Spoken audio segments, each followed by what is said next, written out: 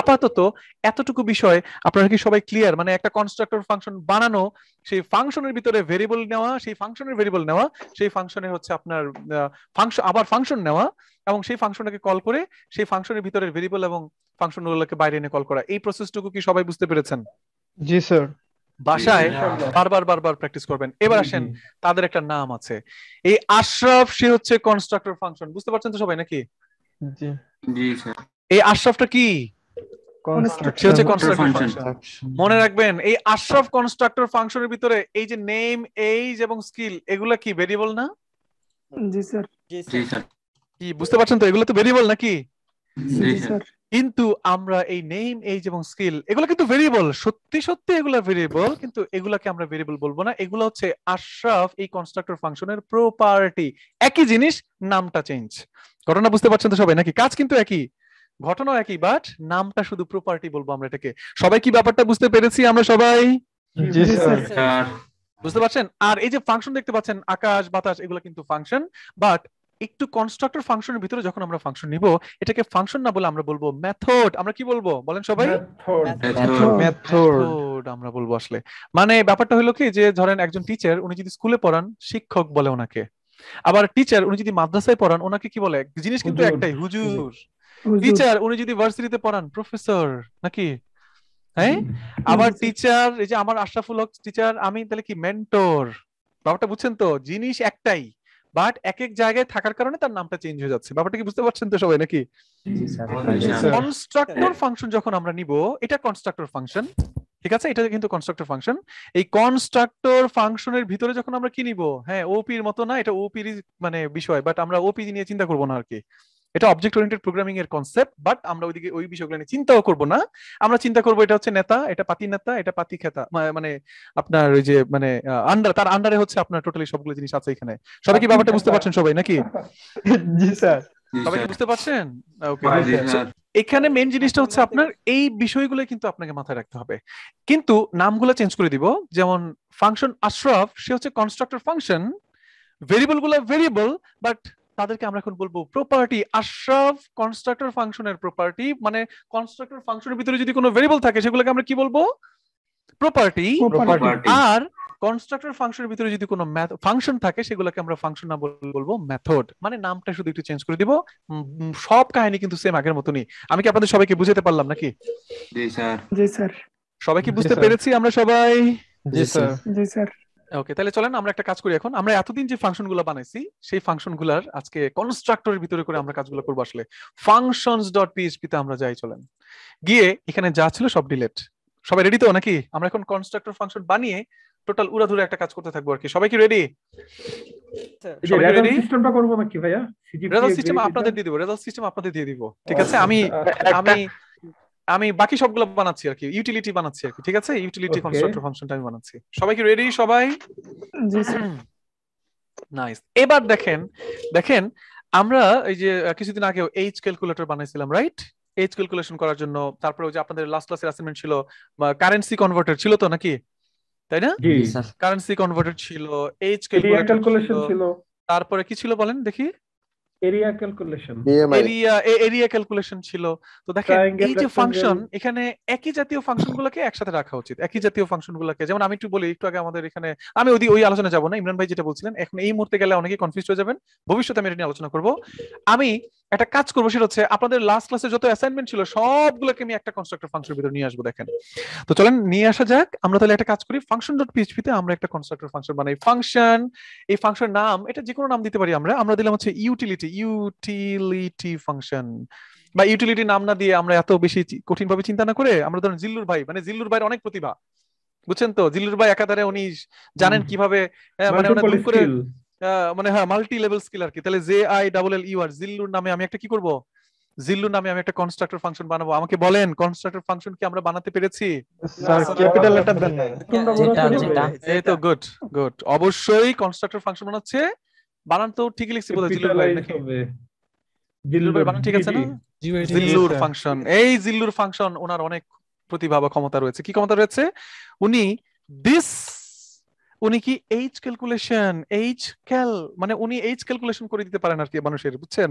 So ফাংশনে চলে গেলাম, ফার্স্ট ব্রেকের শুরু শেষ, সেকেন্ড ব্রেকের শুরু শেষ, ইউজারের কাছ থেকে কি আসবে, নেম আসবে এবং কি আসবে, ইয়ার আসবে, সেই সেম আগের কাহিনী, কিন্তু রিটার্ন আমরা করে দিব আপনার হচ্ছে high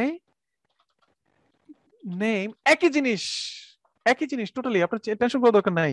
high name you why you you are, আমরা এক্সপ্রেশনটা নিব এখানে, ইউ আর 2021 সাল থেকে আমরা নেই 2021 মাইনাস, আমি একটু বোধহয় অল্টারনেট দিয়ে দেই, 21 মাইনাস হচ্ছে ইয়ার ইয়ার ওল্ড, ইয়ার্স ওল্ড, ও এল ডি, আচ্ছা ও এল ডি এখানে ওল্ড, ইয়ার্স লিখে দিতে লাগে।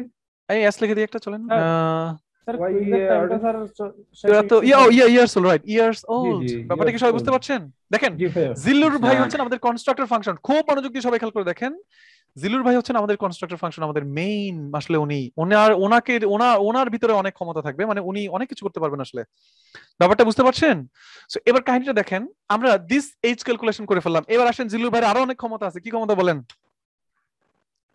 হ্যাঁ, কারেন্সি, জি কারেন্সি কারেন্সি কনভার্টার, ঠিক আছে তো নাকি? কারেন্সি জি। কারেন্সি কনভার্টারে চলে যাবো, সরি এইভাবে না, কারেন্সি আমরা এটাকে এক্সপ্রেশন হিসেবে লিখবো, সমান সমান চিহ্ন দিয়ে বললাম ফাংশন, ফার্স্ট ব্রেকেট শুরু শেষ, সেকেন্ড ব্রেকেট শুরু শেষ, একই ফাংশন, বাট ও একই ব্যক্তি, উনি একাধারে এইচ ক্যালকুলেশনও করবেন, একাধারে কারেন্সি কনভার্সনও করবেন, বুঝতে পারছেন? তাহলে আমরা কি দিব এখানে? প্রথমে টাইপ মনে হয় নাকি, কারেন্সি টাইপ, তারপর হচ্ছে অ্যামাউন্ট, রাইট? সবাই কি বুঝতে পারছি আমরা সবাই? জি স্যার। তাহলে উনি এখন কি করবেন, ইফ যদি টাইপ সমান সমান কি হয় আপনার, যদি ডি হয় মানে ডলার হয়, তাহলে আমরা যেটা করবো সেটা হচ্ছে রিটার্ন করব আমরা এখানে হচ্ছে আপনার অ্যামাউন্ট, AMOUNT, অ্যামাউন্ট ইনটু কত, 86 টাকা দিয়ে দিলাম অন্তত। আমার মনে হয় মানে ব্যাপারটা সবাই বুঝতে পারছেন তো নাকি? কনস্ট্রাক্টর ফাংশনের মূল উদ্দেশ্যটা কি? একজন প্রশ্ন করেছিলেন যেটা রিয়েল লাইফে দেখলে ভালো লাগবে, রিয়েল লাইফে দেখে এখন ভালো লাগতেছে তো নাকি? বুঝতে পারছেন কাহিনীটা কি? আসলে আমরা এতদিন যা অ্যাসাইনমেন্ট করছিলাম সব এইভাবে করে ফেলতে পারবো আর কি। এবার আসেন শুরু করা যাক। কারেন্সি কনভার্টারের পর আমরা আর কি ফাংশন বানিয়েছিলাম? এরিয়া নাকি? Area this dot area function তৈরি করেছিলাম, সরি, ফাংশন ফার্স্ট ব্রেকের শুরু শেষ, সেকেন্ড ব্রেকের শুরু শেষ, এরিয়ার জন্য বোধহয় আমরা এখানেও বোধহয় টাইপ নিছিলাম, টাইপ, তারপর কি নিছিলাম যে আপনার সরি এখানে তো উইথ লেন্থ বোধহয়, length with দুটেই, length LENGTH length DTH with, right? জি সবাই কি দেখতে পাচ্ছেন? আচ্ছা এখানে এটা তো শেষ হয় নাই, টাইপ যদি ডি হয়, এলসি মানে ডলার হলে এটা হবে, বুঝেন না? এটা তো শেষ করি নাই। রুপি টাইপ সমান সমান যদি রুপিতে যাব না আমরা, ধরেন টাইপ সমান সমান যদি ধরেন পাউন্ড হয়, পি হয়, পাউন্ড হয়, তাহলে পাউন্ড মানে 116 টাকা, আমরা আপাতত 116 টাকা দিয়ে করে ফেলি, হ্যাঁ 116 টাকা দিয়ে করব আমরা। আবার এলসি সরি এলসি পাউন্ড সমান টাইপ সমান সমান যদি ই হয়, ই ফর ইউরো, ইউরো হলে বোধহয় 96 টাকা নাকি? 98 একটা দিয়ে দিই আর কি, এখন আমাদের হলো ফাংশন কাজ করে কিনা সেটা বোঝার বিষয়। আমরা ইউরো দিয়ে দিলাম হচ্ছে 96 টাকা ওর সামথিং, 98 টাকা দিয়ে দিলাম, জান? বুঝতে পারছি সবাই? তাহলে দেখেন আমাদের একটা জিল্লুর কনস্ট্রাক্টর ফাংশন, এর ভিতরে দেখেন জিল্লুর ভাইয়ের ক্ষমতা হচ্ছে উনি এইচ ক্যালকুলেশন করে দিতে পারেন, মানুষের কারেন্সি কনভার্ট করে দিতে পারেন, পাশাপাশি হচ্ছে উনি কিন্তু এরিয়া ক্যালকুলেট করে দিতে পারেন। আমরা লেন্থ টেন সব পেয়ে গেলাম। এবার আমরা বলবো ইফ, খালি প্র্যাকটিস করতে থাকবেন আর প্র্যাকটিস করতে থাকবেন, উড়া ধুরা খালি কাজ করবেন, যে যত বেশি কাজ করবেন তার কাজের কোয়ালিটি তত বেশি ভালো হবে এবং আপনি তত বেশি আসলে সামনে এগিয়ে যাবেন। আমি মনে হয় বুঝাতে পারলাম সবাইকে নাকি? সবাই কি বুঝতে পারছেন? ওকে, এবার আসেন শুরু করা যাক। আমরা এখানে বলবো যদি টাইপ সমান সমান হচ্ছে, দাঁড়ান দেখি এখানে আবার টাইপ সমান সমান যদি কি হয়, ধরেন যদি রেক্টেঙ্গেল স্কয়ার হয়, ঠিক আছে? তাহলে আমরা কি করব? Length into length. বুঝতে পারছেন তো সবাই নাকি? ঘটনা ধরতে পারছেন যে আসলে মেইন কাহিনীটা কি? এলসিফ। ওকে, এবার আমরা বলবো যে টাইপ সমান সমান যদি হচ্ছে আপনার এখন কি হয় বলেন সবাই? টাইপ সমান সমান যদি হয় আর হয়, এরপরে কি হবে এখানে? আর মানে রেক্টেঙ্গেল, বুঝছেন? রেক্টেঙ্গেল মানে হচ্ছে length plus with, right? Length এবং উইথ গুণ করে দিব। এলসিফ দেখছেন অ্যাসাইনমেন্ট করতে কতক্ষণ লাগে? সব অ্যাসাইনমেন্ট এখনই করে ফেলতেছি বোধহয়। ঠিক আছে, আপনার এখানে বলে দিব টাইপ সমান সমান যদি হচ্ছে আপনার টি হয় মানে ট্রায়াঙ্গেল হয়, তাহলে আমরা রিটার্ন করব হাফ মানে 0.5, হাফ মানে 0.5 ভূমি। এখানে ভূমি হিসেবে কোনটা কাজ করবে? এটা প্রথম লেন্থটাই, ভূমি ইনটু উচ্চতা মানে হচ্ছে উইথ। উইথ যদি আপনার মনে প্রশ্ন আসতে পারে উইথ মানে তো উচ্চতা না, বাট তখন কিন্তু উইথ উনি উচ্চতা হিসেবে দিবেন আর কি। আমি কি সবাইকে বুঝাতে পারলাম নাকি? জি জিল্লুর ভাইয়ের ক্ষমতা কত বাড়াই দিলাম দেখেন। জিল্লুর ভাই হচ্ছে রিটার্ন এখন কোটেশন ইউজ করব না ভাইয়া? কোনটা রিটার্নের ভিতরে যে কোটেশন ইউজ করব না? রিটার্নের ভিতরে কোটেশন দরকার নাই। সে সরাসরি নাম্বারটা আমাদেরকে রিটার্ন করবে আর কি। ঠিক আছে, কোটেশন এখানে ইউজ না করলে চলবে, সমস্যা নেই। দেখেন এখন জিল্লুর কনস্ট্রাক্টর ফাংশনের ভিতরে এইচকেল এটা কি ফাংশন? নো, এটা কি মেথড নাকি কি বলে সবাই? এটা একটা মেথড। কারেন্সি এটা আরেকটা মেথড, এরিয়া আরেকটা মেথড। আসলে মেথড মানেই ফাংশন, তবে মেথড বলতে এখানে বোঝানো হচ্ছে যে আপনার কি মানে ওই কনস্ট্রাক্টরের ভিতরের ফাংশন। ঠিক আছে সবাই, মানে আমরা সবাই বুঝতে পারছি তো নাকি? নেতার পাতি নেতা একই ব্যাপার, একই জিনিস। ওই যে বললাম যে হুজুর, টিচার, হ্যাঁ প্রফেসর, বুঝেন নাই? মেন্টর, এই একই জিনিস আর কি। এবার লেট JILLUR জিল্লুর ভাইকে এখানে ধরে নিয়ে আসতে হবে। তাহলে JILLUR হবে, সরি ভুল লিখছি, JILLUR জিল্লুর সমান সমান নিউ কনস্ট্রাক্টর ফাংশনটাকে কল করব। এই যে দেখেন জিল্লুর, নিউ জিল্লুর। সবাই কি বুঝতে পারছেন? তাহলে কি হচ্ছে এখানে? জিল্লুর ভাইয়ের সকল পাওয়ার চলে আসছে কোথায় বলেন? এইটার ভিতরে চলে আসছে নাকি? এবার জিল্লুর ভাই কত পাওয়ার দেখতে চান? আমরা কনসোল লগে চলে যাব। এরপরে জিল্লুর ডট এইচকেলটাকে আমি কল করে দিচ্ছি।